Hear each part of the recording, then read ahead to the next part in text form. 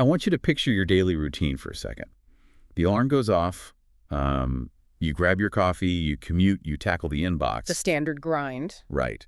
You are putting in the hours for that promotion, or maybe, you're working hard to provide stability for your family. Yeah, or even dedicating your weekends to volunteering, pushing for some kind of meaningful social progress. Exactly. You are putting in the miles. Mm-hmm. But what if, despite all of that sweat and dedication, you are running a marathon in the completely wrong direction?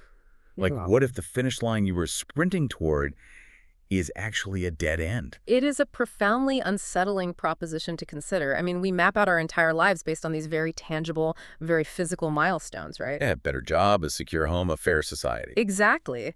So to question the map itself, to suggest that the entire landscape we're navigating is, well, an illusion, it requires a massive, almost uncomfortable shift in perspective. And that is the exact shift we are exploring in today's deep dive. Mm-hmm. We are looking at a deeply philosophical and spiritual essay written in April 2006. Right, by an author named Shuifeng. Yeah. It is titled simply The Ultimate Goal of Life. And our mission today is to thoroughly examine this text's central and honestly pretty radical claim. It really is. The essay argues that the entirety of human suffering, like all the anxiety, the fatigue, the historical tragedies, stems from our absolute obsession with material reality. Yeah. And it claims that achieving true wisdom requires us to abandon the physical world almost entirely. The text pulls zero punches. It asks you to look at the foundations of modern society, our reliance on science, on logic, on material progress, and consider that we have been completely blinded by our own intelligence. Wow. It demands that we rethink everything we consider quote-unquote real. Okay, let's unpack this. Because to understand the cure Shuifeng is proposing, we first have to understand his diagnosis of the disease. Right. We need to look at exactly why he believes humanity has gone so drastically astray. So we start with his observation of everyday life. Yeah, he begins by looking at the average person's daily grind. He notes that if you walk up to someone and ask them, what are you busy doing all day long? The answers are incredibly predictable. Like what? Well, people will tell you they're chasing money, fame, status, or just material enjoyment. Sure, the usual suspects. Right. Or, on a slightly less selfish note, they might say they're working tirelessly for their family or trying to bring glory to their ancestors. Or fighting for their country and their people. Exactly. Those all sound like standard, acceptable, even noble answers in our society. I mean, if you tell someone you are working hard to put your kids through school, you get a pat on the back. You do. But then Shuifeng asks the crucial follow-up question, which is, what comes next? And the answer he inevitably finds is a tragic shrug. It's the sentiment of, well, it doesn't matter after I die. Right. He views this endless loop of material striving, followed by the absolute finality of physical death, as deeply pathetic. He actually summarizes this human condition with a very evocative quote from spiritual tradition. Which is? Boundless is the sea of bitterness. Repent and you will see the shore. I have to jump in here and kind of pump the brakes. Go for it. I totally get why pursuing endless greed or superficial fame or just sensory stimulation is framed as a sea of bitterness. That is a classic spiritual critique we've all heard before. Sure. But why is working for your family, or dedicating your life to your country, or fighting for democracy considered a dead end here? It's a tough pill to swallow. I mean, we usually view those as the antidotes to selfishness. Yeah. It feels incredibly cynical to lump fighting for human rights into the same bucket as, like, Wall Street greed. That is the core tension of his argument, and it requires us to look at the ultimate horizon of his philosophy. Shuifeng's stance is that if you do not have a spiritual, non-material ultimate goal, then absolutely everything in the physical world eventually just becomes a tool for selfish ends. Let's look at the mechanics of this. If the material world is all there is, and death is the final period at the end of the sentence, then the highest underlying logic dictates you should acquire whatever resources you can while you are here. Because it's finite. Right. The material world is inherently finite and zero-sum. So, if there is no higher spiritual accountability, morality just becomes a matter of resource management, like trying not to get caught breaking the rules. That is his exact diagnosis. He argues that if our precious life direction is solely anchored in the material realm, we literally cannot avoid systemic disasters. Wow. Deception, theft, oppression, corruption, the destruction of nature, All of these become justifiable, logical strategies for survival and dominance in a purely physical universe. Conscience just goes out the window. Exactly. Conscience and principles lose their objective value if your only fear is earthly law. Okay, I see where he's going with this. Yeah. It applies to those big noble systems we build too. It really does. To address your point earlier about democracy or constitutionalism, Xu argues that pursuing these concepts within a purely material framework is essentially meaningless. Because it's still material. Right. He says it is nothing more than rearranging the tables, chairs, and benches that were originally in the house. Like rearranging deck chairs on the Titanic. Exactly. Or, as he puts it, just putting old wine into new bottles. Because the underlying disease, that obsession with the material, is still driving the people inside that democracy. Right. If everyone is ultimately just fighting for a slice of a finite material pie before they die, you haven't changed the nature of the game. You've just changed the rules of how the spoils are divided. That is a perfect way to synthesize it. I mean, you can hustle and bustle all you want, you can change the government, amass wealth, build a legacy, but when you grow old, if you only believe in the material, you are still staring at a brick wall. Yeah. So he asks the listener directly, why bother struggling so much just to hit a dead end? Here's where it gets really interesting. Because if everything we touch, build, and vote for in the material world is just rearranging furniture on a sinking ship, where does Rifeng suggest we look instead? And he doesn't just offer a vague, look inside yourself platitude here. No, he doesn't. He actually points to the severe physical limitations of human biology and science to build this massive alternative cosmology. He fundamentally challenges our reliance on our physical senses. Yeah. We love to say we are grounded in reality or down to earth, right? We trust what we can see and hear. But Trufang brings in some undeniable, hard physical facts to completely shatter that confidence. Like the fact that he points out that the naked human eye only sees about 3% of the universe. Less 3%. 3%. Our entire visual reality is just a tiny sliver of the electromagnetic spectrum. And our hearing is trapped in this tiny little biological box, too. Oh, absolutely. We can only process sound frequencies between 20 and 20,000 hertz. Anything above or below that, and to us, it's just pure silence. Even though the sound waves are physically there. Right. They're crashing into our eardrums, but our brains just don't register them. And he uses those specific biological limitations to make a profound philosophical leap. If we are completely blind to 97% of the physical universe and deaf to countless frequencies vibrating all around us, why are we so stubbornly resistant to acknowledging the existence of higher-level, non-material life spaces? We would just assume our biological limits are the limits of the universe. Exactly. We operate on the assumption that our sensory experience is the totality of existence, which, from a purely statistical standpoint, is incredibly arrogant. So, if we accept that premise, what does he say is actually out there in that unseen 97%? He describes a reality that makes our daily physical experience look incredibly primitive. I mean, he argues that time is not just a straight line heading into the future. Right. He posits there is vertical time intersecting with horizontal time. And space isn't just the 3 dimensions we walk around in. He claims there are more than 30 dimensions structuring the universe. More than 30 dimensions. I mean, trying to picture even a 4th dimension breaks the human brain, let alone 30. And the mechanics get even wilder when he compares material physics to non-material physics. How so? Well, in our physical 3% world, the absolute speed limit is the speed of light. Nothing physical, nothing with mass goes faster.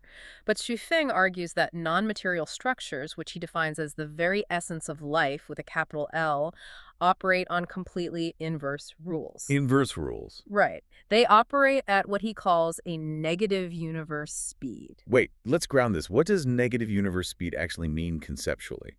Is it like a shadow moving faster than the object casting it? Think about the relationship between mass and velocity. In physical science, as an object approaches the speed of light, its mass becomes infinite, right? So it requires infinite energy to keep moving. Yeah, that's the barrier. Xu suggests that non-material structures have absolutely zero physical mass. Because they aren't burdened by physical density, they aren't just unbothered by the speed of light, their foundational physics operate inversely. Okay. So negative speed here implies an instantaneous traversal. A spiritual, non-material structure can cross several light years in an instant, precisely because it exists outside the friction of physical space-time. It's like playing a massive, incredibly complex open-world video game, but you're only looking at the glowing pixels on your monitor. Oh, that's a great analogy. You are completely oblivious to the millions of lines of invisible code that are actually running the simulation, rendering the physics, and loading the next map. Right. Yeah. You think those glowing pixels are the ultimate reality, but they are just the clumsy, delayed end result of a massive, hidden architecture. The pixels are the material manifestation, while the code is the non-material essence. Yeah. Shufeng's point is that if you spend your whole life just trying to arrange the pixels on your screen, fighting over who gets the brightest pixel, you are completely missing the actual point of the game. But that begs a massive practical question. What's that? If this invisible reality of code and 30 dimensions and super light speed exists all around us, how do we access it? Because my monitor, my biological eyes and ears can only see the pixels. If our biology is that flawed, how do we grasp anything outside of it? What's fascinating here is how aggressively Shufeng dismisses the tools we usually rely on to find the truth. Oh. He says that to understand the true nature of the universe, not only must you abandon your reliance on vision and hearing, but you also have to abandon your highest intellectual achievements. Wait, really? Yeah, he claims that human philosophy and logical reasoning will actually lead you entirely astray. I am going to push back on that hard. I figured you might. If logic and reason are out the window, how do we even begin to make sense of anything? Yeah. If we can't measure it and we can't reason through it, aren't we just guessing? It sounds like an excuse to just believe whatever you want without evidence. It sounds exactly like that until he introduces the concept of reverse thinking through the lens of topology. Topology? Yeah, he uses the Mobius strip to illustrate why our baseline logic fails us. If you take a strip of paper, give it a half twist, and take the ends together, you create a Mobius strip. Okay, visualizing it. Now look at it. To your physical eyes and to your basic geometric logic, it looks like a three-dimensional object with two distinct sides, an inside surface and an outside surface. Right. If I hold it, I can pinch the top and the bottom. It clearly has two sides. But mathematically, structurally, if you take a pen and trace a line continuously along the center of that strip, you will cover the entire surface, both the quote-unquote inside and the outside, and return to your starting point without ever lifting the pen. Wow. Yeah. Your visual logic tells you there are two sides. But the underlying structural reality proves there is only one continuous surface. So the visual reality is essentially a magic trick masking the true essence of the object. Shufeng refers to this as a fantastic transformation. Yeah. He argues the entire material world functions like that Mobius strip. Our logic is fooled by the twist. Yeah, exactly. Our physical senses and our earthly logic are calibrated to be fooled by the twist in the paper. So to perceive the truth, you have to use reverse thinking. You have to consciously invert your assumptions and look past the obvious manifestation to see the structural reality. Okay, conceptually that makes sense. If reverse thinking is looking at the mathematical structure rather than the surface drawing, how do I actually do that in my daily life? Like, what are the practical tools if I can't use my physical logic? He breaks this transition down by categorizing wisdom into 5 distinct progressive levels. Okay. The absolute baseline, the lowest tier, is what he calls human eyes wisdom. This encompasses any knowledge built on the foundation of the physical senses, what we can see, hear, smell, taste, touch, and measure. So all of science, basically. Yeah. Modern science and traditional philosophy live entirely on this bottom floor. If Einstein and Aristotle are on the bottom floor, what does the rest of the building look like? Above human eyes, the sequence moves to Diva eyes wisdom, then wisdom eyes wisdom, then Dharma eyes wisdom, and finally, at the absolute peak, Buddha eyes wisdom. That's a lot of levels. It is, and the transition between these levels isn't about accumulating more data, it's about shifting the mechanism of perception. How do you make that shift? The higher you ascend in these levels, the less you rely on intellectual deduction, and the more you activate what he calls Lingju, or spiritual awareness. Spiritual awareness. Right. And think of spiritual awareness not as an emotion, but as an entirely separate sensory organ that has atrophied in modern humans. Like a muscle we haven't used. Exactly. To move from human eyes to Deva eyes, you have to start treating your intuition and your non-analytical consciousness as a primary data source, rather than a secondary feeling. He asserts that without intentionally cultivating this specific spiritual perception, it is literally impossible to even comprehend the higher forms of wisdom, let alone acquire them. It's like we are trying to learn a completely new language by sniffing the pages of a book. The tool just doesn't match the task. We are stuck at the bottom level, looking at our 3% of the universe, using our flawed logic to study a Mobius strip we fundamentally don't understand. That's a great summary. And since we can't rely on our own brains to reach this higher wisdom organically, Shuifeng argues we desperately need external help, which leads to this incredible adapted analogy in the text about a monkey and a typewriter. Oh, it is the classic infinite monkey theorem, but deployed to completely crush the idea of self-guided spiritual evolution. Right. Shuifeng says that if you put a monkey in front of a computer keyboard and give it 100 years, it won't just fail to type the complete works of Shakespeare, it mathematically won't even manage to randomly strike the keys to produce a single, coherent, grammatically correct sentence. The lesson being that random stumbling in the dark, no matter how much time or how much earthly logic you apply, will never magically produce ultimate truth. We require a guide. We need someone who already knows the language to teach us how to read. This raises an important question. Who can possibly guide humanity when humanity has become so incredibly self-important? Yeah, we think we know everything. Shuifeng delivers a blistering critique of modern intellectual arrogance. Look at what we've achieved using purely our humanized wisdom. We have sent rovers to explore the surface of Mars. We have manipulated the nano-world. We've cracked the codes of Newtonian mechanics, relativity, string theory, and quantum mechanics. We feel unstoppable. We really do. I am going to play devil's advocate again here, representing the listener who loves science. You mentioned quantum mechanics and string theory. Isn't that humanity's deliberate attempt to use science to peek behind the curtain, to look past the pixels and map the invisible code? Why is that noble pursuit considered arrogant in this framework? It's a vital distinction to make. The arrogance, according to Shuifeng's text, doesn't lie in the curiosity itself. The arrogance lies in the assumption that the rigid laws governing the physical world can be mapped onto the non-material world.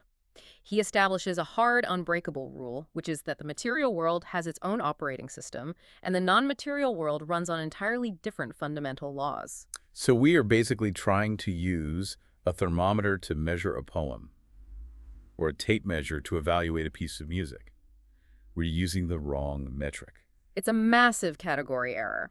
And that specific error leads to ridiculous, arrogant, logical conclusions in our daily lives. Like what? Well, if you use physical metrics to evaluate spiritual truth, you end up looking at a deeply realized spiritual guide and dismissing them because of earthly criteria. People will say, well, the supposed master doesn't know how to write computer code, he can't fly a commercial jet, he can't shoot lasers from his eyes, and he can't magically predict the stock market. Therefore, he obviously has no profound wisdom. Wow. So we dismiss the guide because he doesn't know how to play our localized 3% pixel game. Shuifeng warns that this dynamic creates a tragic paradox. As humanity becomes smarter and more technologically advanced in the material sphere, we actually become significantly more foolish regarding the ultimate truth. Because our ego gets in the way. Exactly. We have proudly declared that man can conquer nature, and we've driven the actual gods, Buddhas, and saints off their altars. Our technological success creates an ego that acts as an impenetrable shield against true spiritual guidance. We are just the smartest cow in the herd, using our science to lead the rest of the cows to a slightly cleaner, more comfortable pasture. But we are entirely ignorant of the fact that we are still just a herd of cows heading to the slaughterhouse. That is another incredibly vivid, jarring image he uses. So what does this all mean? Let's trace our steps. We've examined the disease, our exhausting obsession with a zero-sum material world. We've unpacked the limitations of our 3% senses and the arrogance of applying physical science to non-physical realms. Let's arrive at the destination. According to Shuifeng's cosmology, what actually is the ultimate goal of life? Right. If the material world is the wrong marathon, what does the right finish line look like? The true finish line is a process of radical directional spiritual evolution. Shuifeng states the ultimate goal is to elevate one's spirituality and entirely transcend worldly physical desires. Okay. Specifically, your objective is to evolve the non-material structure of your life, that essence we talked about that travels at negative universe speeds, and migrate it toward higher non-physical realms. The text gives these realms very specific names, doesn't it? It isn't just a generic heaven. Right. He charts out a specific progression. He names the 1,000-year world, the 10,000-year world, and ultimately the Elysium world. Let's bring some texture to that. Mm-hmm. What do those worlds actually look or function like according to the text? How are they fundamentally different from Earth? They represent progressive stages of discarding material friction. The thousand-year world is presented as a realm of extended harmony and vastly expanded perception, free from the brutal survival mechanics of Earth. But it's still just a stepping stone. Exactly. The progression continues to the 10,000-year world, moving further away from physical form until reaching the Elysium world. And what's the goal there? The ultimate endgame is to achieve the quality of a celestial being residing in these spaces, an existence defined by absolute freedom from material constraints, operating entirely within that invisible code of the universe. Which brings us to the final practical hurdle. Let's hear it. If I am listening to this on my commute, trapped in traffic in my physical car, using my biological brain, how do I actually initiate that migration? If I can't think my way there with human logic, what is the mechanism? This is where we return to the ultimate twist of reverse thinking. Sifeng notes that great wisdom often appears foolish to the earthly mind, and that supreme wisdom is entirely formless. Formless. Right. You cannot build a physical machine to get to the Elysian world. You cannot calculate a mathematical equation to achieve the status of a celestial being. He says the mechanism requires our minds to become one with Buddha. Let's apply our ELI5 rigor to that. Becoming one with Buddha can sound like a generic spiritual platitude. What does it functionally mean in this context? In the context of his essay, it means dropping the static of the individual material ego to align your internal frequency with the universal code. And the specific tool for this alignment is visualization. Visualization. Yes. The text explicitly states, by visualization, our wish will come true, and it adds a critical, clarifying note, it is not by thinking. How is visualization fundamentally different from thinking? Aren't they both just things happening in my head? Thinking is linear, logical, and bound by physical causality. A causes B. It is an analytical process rooted in the physical brain. Okay, and visualization. Visualization, in Shufeng framework, is nonlinear. It is the language of the non-material structure. By visualizing the ultimate goal, by intensely holding the experiential state of those higher realms in your awareness, without trying to logically deduce the steps to get there, you bypass the noisy, limiting filter of the 3% physical brain. So if earthly logic is the physical tool, visualization is the spiritual tool. By visualizing instead of calculating, you are essentially tuning your internal radio away from the heavy static of the material universe and locking directly onto the frequency of the 97%. That is exactly the mechanism. It is an experiential alignment, not an intellectual achievement. Which brings us to a really fascinating, provocative place to leave this deep dive. You've heard of Shuifeng's diagnosis of the marathon we are all running. You've heard his insistence that you cannot measure the non-material world with material tools. Right. You cannot use the eyes, the ears, or the logic of the 3% universe to grasp the unseen reality. So we want to leave you with a direct challenge based on the source material, something to mull over during your commute or the next time you find yourself stressed over a material deadline. A practical, personal application of reverse thinking. If you were to sit quietly right now and you made a conscious effort to observe the world, without using your 5 physical senses shutting off sight, hearing, touch, taste, and smell, and you simultaneously refuse to engage your logical analytical thoughts. Without engaging your logic, what exactly is left inside you to do the observing? When the noisy static of the material world and the calculating engine of the logical mind are entirely powered down, what is the nature of the you that remains in the silence? Think about that today. Try to locate that silent observer. Yeah. Because according to Shuifeng, that invisible, formless awareness might just be the only compass you have capable of pointing you in the right direction.